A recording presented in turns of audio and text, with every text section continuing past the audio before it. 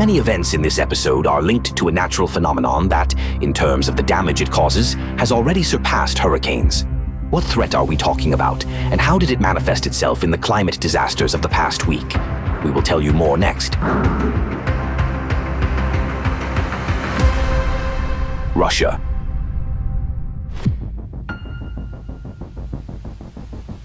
On the night of May 14th, an earthquake with a magnitude of 4.2 was recorded in Iskitimsky district, Novosibirsk region. Its epicenter was located approximately 3 kilometers from the village of Kalinovka. It is worth noting that the tremors occurred near mineral extraction areas, but specialists state that the earthquake was not the result of quarry blasts. Less than a month earlier, on April 24th, an earthquake of similar strength, with a magnitude of 4.1, was recorded several kilometers from this area. This is an important signal for the region. Novosibirsk region is not considered an area of high seismicity, yet in recent years, earthquakes with a magnitude of 4 and above have been recorded here more and more often, while the intervals between them are becoming shorter. According to the Geophysical Survey of the Russian Academy of Sciences, since 1900, only 9 such events have been recorded, 8 of which occurred in the past decade. Bulgaria.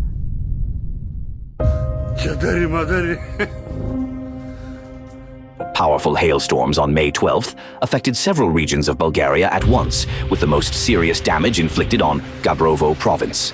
Egg-sized hail damaged cars, windows, roofs, and building facades within minutes.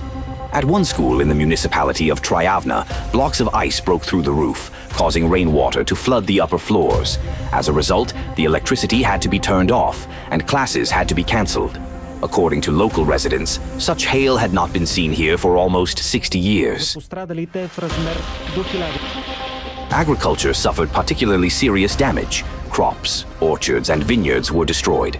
Another serious threat caused by the downpours was the activation of landslides.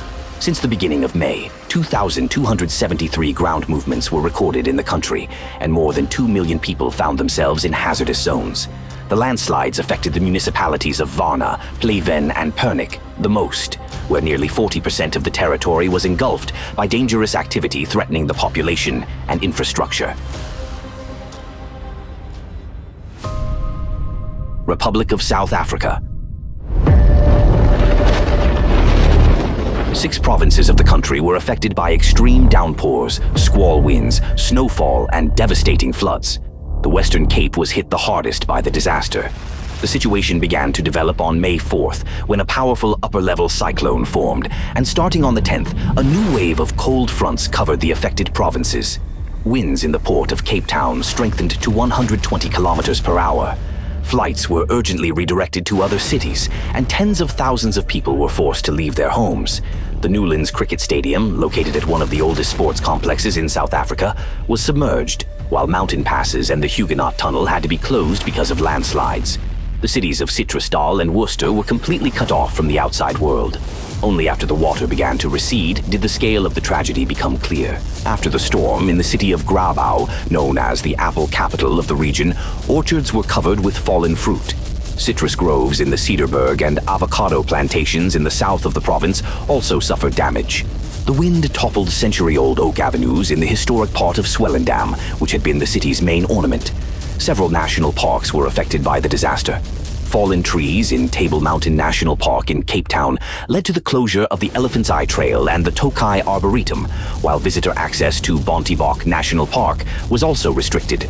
Because extreme weather conditions persisted, a state of disaster was declared in the country on May 11th. The most serious damage in Cape Town, with a population of 4.5 million people, fell on poor areas on the outskirts. 26 such settlements were flooded. In the metropolitan area, more than 10,700 structures were damaged, and the number of people affected exceeded 100,000. The city descended into chaos. Roads were blocked by fallen trees, and much of the metropolis was left without electricity. Restoring power during the storm was deadly dangerous, so residents had to wait for the weather to improve. Impassable roads led to several areas of Langeberg being left without drinking water and cut off from the outside world for at least 5 days. The storm in Western Cape Province claimed the lives of 11 people. 6 were killed by falling trees and branches, and 5 drowned. The disaster also affected Northern Cape Province. As one meteorologist noted, the region experienced its wettest period in the past 70 years. The Kuruman River, which fills with water only after extremely heavy and prolonged rains, overflowed its banks for the first time since 1988. 2 people died in the province. In the country's central plains, considered South Africa's breadbasket, unharvested peanuts began to sprout because of the constant moisture, while flooded cornfields remained inaccessible to farmers trying to save the harvest. Preliminary estimates show that, because of the scale and severity of the destruction, recovery from the disaster may stretch over many months. Japan.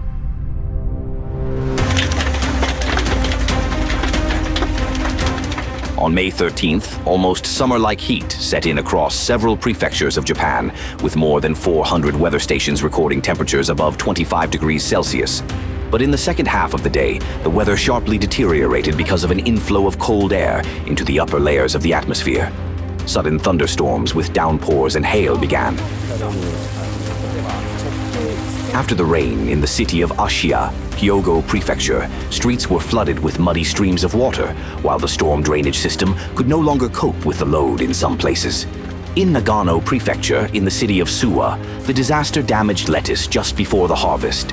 Fukushima Prefecture was hit the hardest, with agriculture suffering serious damage. In the town of Inawashiro, hail fell for about 10 minutes, and the hailstones gradually increased in size. Roads were quickly covered with a white layer of ice. According to a local resident, he was surprised by this phenomenon, since hail usually does not fall in Inawashiro. In the town of Kunimi, cherries were damaged by hail, while apples, persimmons, and other crops were affected in the northern part of the prefecture. According to expert estimates, more than 140 hectares of farmland were damaged. The disaster hit peach orchards the hardest, one of Fukushima's main agricultural symbols. A farmer who has worked the land for more than 50 years said that the hail lasted for about 20 minutes, and almost all the fruit in his orchard was damaged. According to him, in all his years of work, this was the first time he had seen damage on such a scale. The farmer fears that the consequences will affect not only the current season, but also the next one, since the disaster damaged not only the fruit, but also the leaves and branches of the trees. On May 14th, Kanagawa Prefecture was also struck by a powerful thunderstorm cell. In the city of Yokohama and the surrounding area, heavy downpours with hail occurred, with 74 millimeters of precipitation falling there in just 1 hour. The city's drainage system could not cope with such a load. Roads were flooded in some places, and more than 10,400 homes were left without power. India.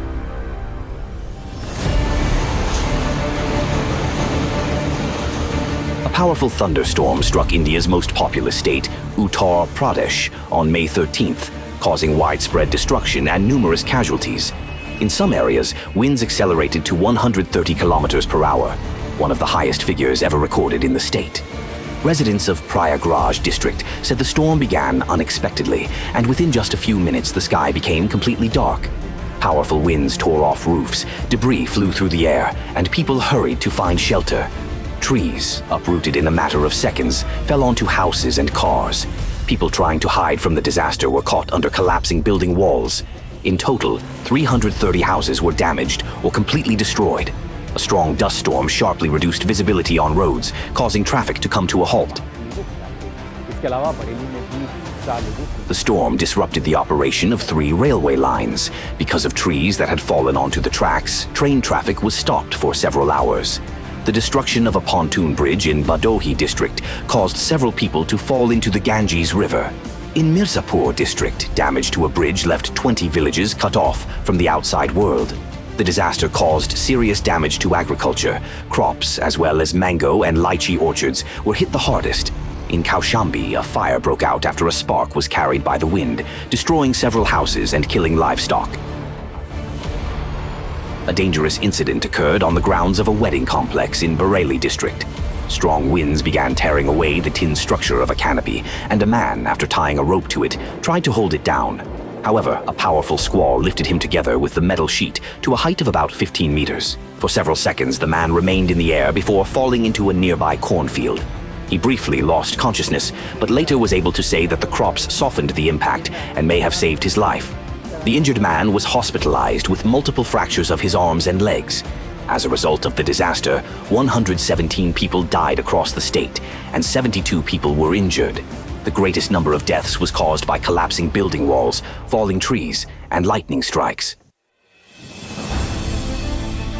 Sharp changes in the weather also affected the country's capital, Delhi, and the National Capital Region. Strong winds with gusts of up to 100 kilometers per hour were accompanied by torrential rain and hail.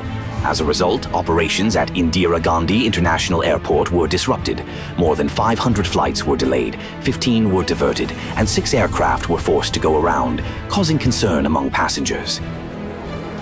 In northern India, storms are considered relatively common during the hot pre-monsoon period from March to June, but the strength of this event caused serious concern among specialists and authorities. According to meteorologists, the deadly storm in Uttar Pradesh formed because of a rare combination of atmospheric conditions, thanks to which the thunderstorm did not weaken during the day, but intensified as it moved across the state. Because of cold air flows ahead of the storm, new thunderstorm cells kept forming continuously, so it did not break apart for a long time. In addition, stronger winds with height were observed, which contributed to the thunderstorm's faster movement and helped it maintain its power. Months ahead of the monsoon rains, with lightning.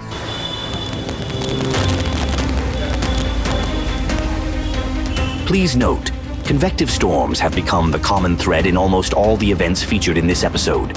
These natural phenomena are not new in themselves. However, the conditions under which they form are changing today. The rise in global temperature and atmospheric moisture content, the presence of nanoplastics in the atmosphere acting as condensation nuclei and contributing to the formation of more extreme downpours and larger hail, as well as increasing the amount of electrical energy in the atmosphere through the electret effect. All of this raises the intensity, suddenness, and destructiveness of convective storms. According to Aon, one of the world's leading companies in insurance and risk assessment, severe convective storms have surpassed tropical cyclones and become the most expensive insured natural peril of the 21st century. By the end of 2025, insured losses from them reached $61 billion, almost half of all insured losses worldwide. This is not only about official statistics. The words of eyewitnesses are no less revealing. People who have lived in the same places for many years and are watching thunderstorms familiar to their regions turn into sudden and destructive events. More and more often, they say things like, "Nothing like this has happened before. We have never seen hail of this size. The day was clear, and then suddenly the sky turned black within minutes." And this, perhaps, is the main warning sign. The danger today is linked not only to the strength of such events, but also to their suddenness. In the past, a thunderstorm could be noticed in advance, and people could prepare. Now, a storm can arise almost instantly in the middle of a clear day. People are caught off guard, outdoors, on the road, in a field, or near water, where there is often nowhere to take shelter. It is important not only to know how to act correctly in the face of such a threat, but also to warn those around you. The more people understand how rapidly and dangerously familiar storms can develop today, the greater the chance that, in a critical situation, they will be able to make simple but life-saving decisions in time. Take care of yourself and your loved ones.